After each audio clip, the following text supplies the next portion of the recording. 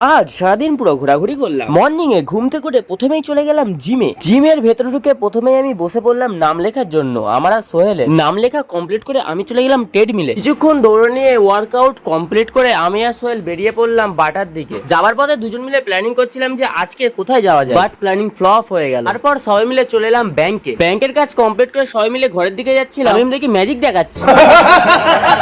তারপর চলে এলাম মাউন্টেন ডিউ খাওয়ার জন্য। খেয়ে নিয়ে ঘরে গিয়ে ফ্রেশ হয়ে বেরিয়ে পড়লাম কিছু রহস্যময় জায়গা খোঁজার জন্য। আজ আমরা চারজন তো বেরিয়েছি, ফের আমাদের সাথে আরো দুজন ছিল, কাইফ আর রক। রহস্যময় জায়গা বলতে আমরা সবাই প্রথমেই চলে গেলাম কানখুলি পিঠডাঙ্গায়। ওখানে চা খুবই মজাদার হয়।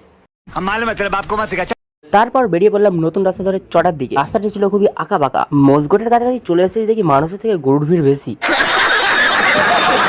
গরু দেখতে দেখতে আমরা চলে এসেছি বাঁকড়াহাট, বাট এখানে জায়গাটা খুবই সুন্দর। ফাইনালি আমরা চলে এলাম বাঁকড়াহাটের ফেমাস চায়ের দোকান। আমরা চা খাই, তোমরাও মিনি ব্লগের জন্য সাবস্ক্রাইব করো।